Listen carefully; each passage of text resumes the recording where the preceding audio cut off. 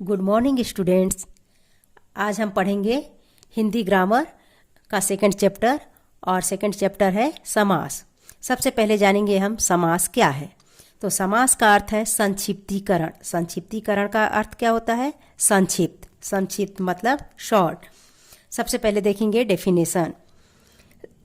दो या दो से अधिक शब्दों से मिलकर बने हुए एक नवीन एवं सार्थक शब्द को समास कहते हैं। समास क्या होता है?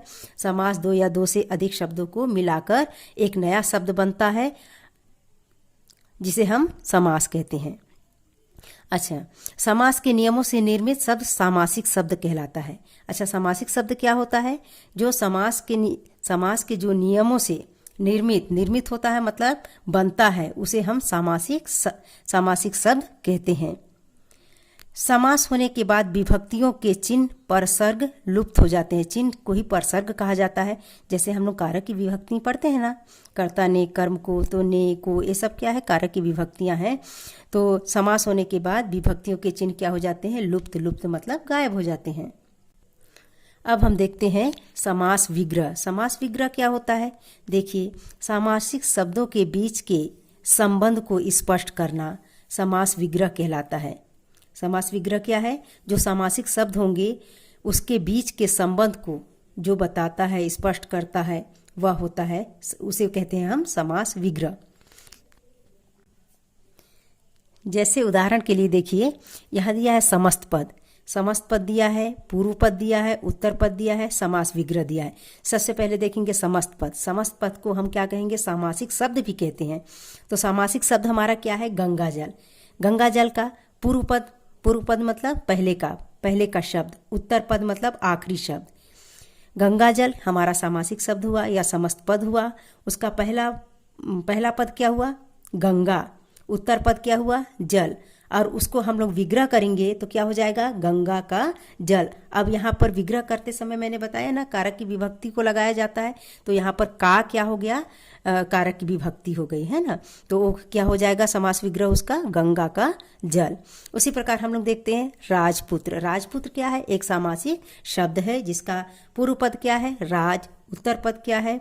पुत्र। और इसको समास विग्रह करेंगे तो क्या हो जाएगा? राजा का पुत्र। अब हम देखते हैं समास के भेद या समास के प्रकार। समास के 6 भेद होते हैं, जिसमें नंबर 1 है अव्ययीभाव समास। सबसे पहले हम देखेंगे अव्ययीभाव समास को। अव्ययीभाव समास क्या होता है? जिस समास का प्रथम पद अव्यय हो और उसी का अर्थ प्रधान हो, उसे अव्ययीभाव समास कहते हैं। अब यहाँ पर हम देखेंगे कि अव्ययीभाव समास क्या होता है? जिसका प्रथम पद अव्यय हो या प्रधान हो, तो उसे हम अव्ययीभाव समास कहते हैं। या ऐसे भी कह सकते हैं कि जिसका पहला पद प्रधान होता है, उसे अव्ययीभाव समास कहते हैं। अब यहाँ पर देखिए हमारा समास, इसके उदाहरण कैसे हैं? यथावधि, अवधि के अनुसार। इसको विग्रह करने से क्या हो जाएगा? अवधि के अनुसार। आजन्म, इसका पूर्व पद क्या हो गया? आ, और क्या हो गया? जन्म। इसको अगर विग्रह करेंगे तो क्या हो जाएगा? जन्म पर्यंत। यथाशक्ति, शक्ति के अनुसार। अब ये सारे एग्जाम्पल में हम लोग देख रहे हैं इसका पहला पद प्रधान होने के कारण यह अव्ययीभाव समास है। अब हम देखते हैं तत्पुरुष समास। तत्पुरुष समास क्या है? देखिए, जिस समास में उत्तर पद प्रधान होता है। अभी हमने पढ़ा अव्ययीभाव समास में उसका पूर्व पद प्रधान होता है। अब यहाँ तत्पुरुष समास में क्या हो जाएगा? उसका उत्तर पद या अंतिम पद प्रधान होता है और पूर्व पद गौण हो, उसे तत्पुरुष समास कहते हैं। इनके निर्माण में दो पदों के बीच कारक चिन्हों का लोप हो जाता है, उसे तत्पुरुष समास कहते हैं। अच्छा, हम लोग ऐसे भी देख सकते हैं कि तत्पुरुष समास क्या होता है, या इसको सिंपल पर भाषा में हम लोग ऐसे भी कह सकते हैं कि तत्पुरुष समास को अगर विग्रह करते हैं तो उसे कारक की विभक्ति के द्वारा हम लोग विग्रह कर सकते हैं, है ना। अब यहाँ पर एग्जाम्पल दिया है गंगा जल। यहाँ पर अगर हम लोग इसको विग्रह करते हैं तो क्या हो जाएगा? गंगा का जल। अब यहाँ पर कारक की विभक्ति क्या हो गया? का। तो यहाँ पर हो जाएगा ये तत्पुरुष समास। अच्छा, इसको हम लोग ये भी जान लेते हैं, विभक्तियों के नाम के अनुसार तत्पुरुष समास के भी 6 भेद होते हैं। इसको देखिए, नंबर 1 है कर्म तत्पुरुष, दूसरा है करण तत्पुरुष, तीसरा संप्रदान तत्पुरुष, चौथा अपादान तत्पुरुष, 5वां संबंध तत्पुरुष और 6वां है अधिकरण तत्पुरुष। इनके उदाहरण देखिए। अब हम थर्ड समास देखते हैं, कर्मधारय समास। कर्मधारय समास क्या होता है?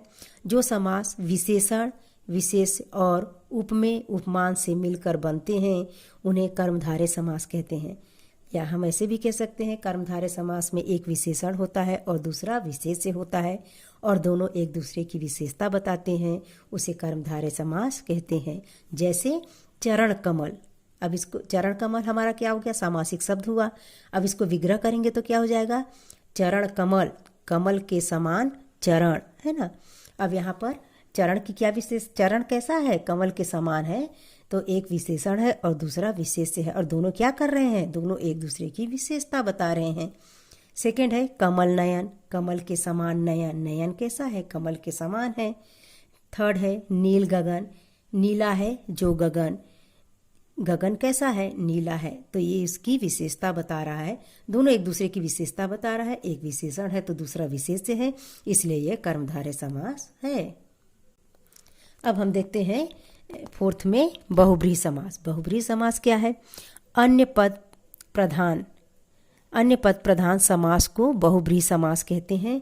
इनमें दोनों पद किसी अन्य अर्थ को व्यक्त करते हैं और वे किसी अन्य संज्ञा के विशेषण की भांति कार्य करते हैं, उसे बहुब्रीहि समास कहते हैं। या हम ऐसे भी कह सकते हैं कि जो पहले और दूसरे की ओर संकेत न करके किसी तीसरे की ओर संकेत करता है वह होता है बहुब्रीहि समास। अब जैसे एग्जाम्पल देखिए, जैसे हमारा सामासिक पद क्या है? दशानंद। दशानंद को विग्रह करेंगे तो क्या हो जाएगा? 10 है आनंद जिसके, अर्थात यहाँ पर अब तीसरा क्या हो जाएगा? 10 है आनंद जिसके, किसके? तो रावण। तो रावण हमारा क्या हो गया? तीसरा पद हुआ, तो ये हो जाएगा बहुब्रीहि समास। उसी प्रकार देखिए पंचानन, 5 हैं मुख जिनके, अर्थात क्या? शंकर जी। शंकर जी हमारा तीसरा पद हुआ। गिरिधर, गिरी को धारण करने वाले, अर्थात श्री कृष्ण। श्री कृष्ण भी हमारा तीसरा पद हुआ, इसलिए यह क्या हो जाएगा? बहुब्रीहि समास। अब हम देखते हैं फिफ्थ में द्विगु समास। द्विगु समास क्या है? इस समास का पहला पद संख्यावाचक होता है और संपूर्ण पद समूह का बोध कराता है, वह होता है द्विगु समास। या इसको हम लोग ऐसा भी बोल सकते हैं कि यह, इसका पहला पद संख्यावाची होता है, जिसमें संख्याओं का बोध होता है, वह उसे द्विगु समास कहते हैं। जैसे हमारा सामासिक पद हुआ पंचवटी। अब यहाँ पर कौन सी संख्याओं का बोध हो रहा है? देखो, पंचवटी 5 वटों का समूह या 5 वृक्षों का समूह, यहाँ 5 का बोध हो रहा है, संख्यावाचक। दूसरा है चौराहा, 4 रास्तों का समाहार, समाहार भी बोल सकते हैं, समूह भी बोल सकते हैं। पंच तत्व, 5 तत्वों का समूह, ये इनमें संख्याओं का बोध हो रहा है, इसलिए यह द्विगु समास है। अब हम देखते हैं 6 में द्वंद्व समास। द्वंद्व समास क्या है? इस समास में 2 पद प्रधान होते हैं, 2 पद होते हैं और दोनों पदों की प्रधानता होती है। इनका विग्रह करने के लिए और, एवं, तथा, या, अथवा शब्दों का प्रयोग किया जाता है। या हम इसे ऐसा भी बोल सकते हैं कि द्वंद्व समास में दोनों पद प्रधान होते हैं, तो वह द्वंद्व समास कहलाता है। जैसे हमारा शब्द है, सामासिक शब्द है हानि लाभ, अगर हम इसको विग्रह करेंगे तो क्या हो जाएगा? हानि या लाभ। नर नारी, नर और नारी, तो इसमें दोनों पदों की प्रधानता होने के कारण यह द्वंद्व समास है। अच्छा बच्चों, अब मैं आपको होमवर्क देती हूँ, इसे अपने कॉपी में भी नोट कीजिएगा।